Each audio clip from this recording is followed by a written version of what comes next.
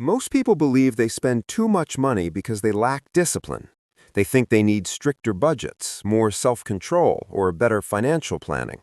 But psychology paints a different picture.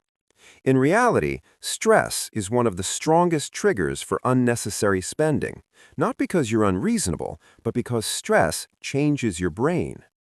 Under stress, your brain doesn't think long-term. It seeks immediate relief. And that's precisely where the problem begins. Stress activates an ancient system in your brain designed for survival. In psychology, this is known as the stress or threat response. In this state, the rational part of the brain loses influence, the part that plans, weighs options, and thinks long-term. Instead, emotional and impulsive areas take over. Under stress, you become more impatient, more impulsive, more focused on short-term rewards. Long-term goals suddenly feel distant. Saving becomes a chore. Giving things up feels like added pressure. That's not a character flaw, it's biology. Spending money isn't just a financial decision, it's an emotional act.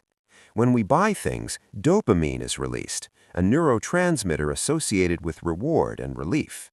When you're stressed, your brain is looking exactly for that. A purchase gives you, in the short term, a feeling of control, emotional distraction, a little relief. Often, it's not about the object itself, but about the feeling that something has improved. However, this effect doesn't last long. The stress returns, and often guilt sets in. This creates a cycle that many people aren't even aware of.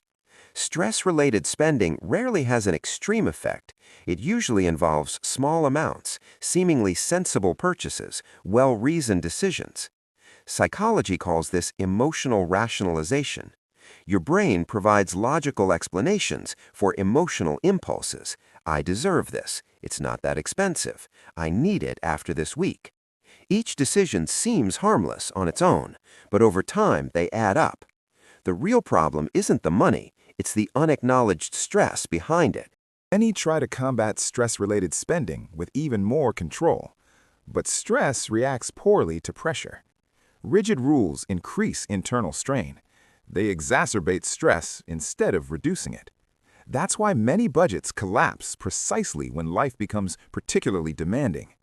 Psychologically speaking, change works better when people feel supported, not restricted. Financial stability doesn't come from punishment, but from relief. At its core, stress-related spending is about control. When life feels chaotic, money becomes an area where immediate action is possible. You can't solve problems instantly, but you can buy something right now.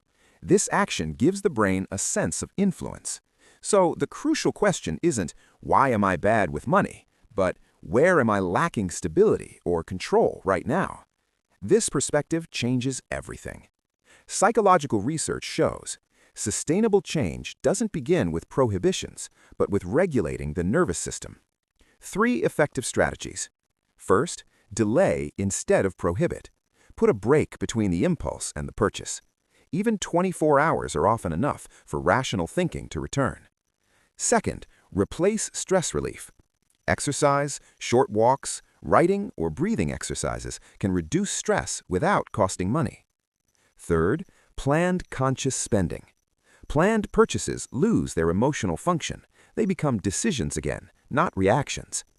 Stress doesn't make you bad with money. It makes you human. When you understand how stress affects your behavior, control becomes easier. Money problems are often not math problems. They are nervous system problems. And as soon as your system calms down, financial clarity returns.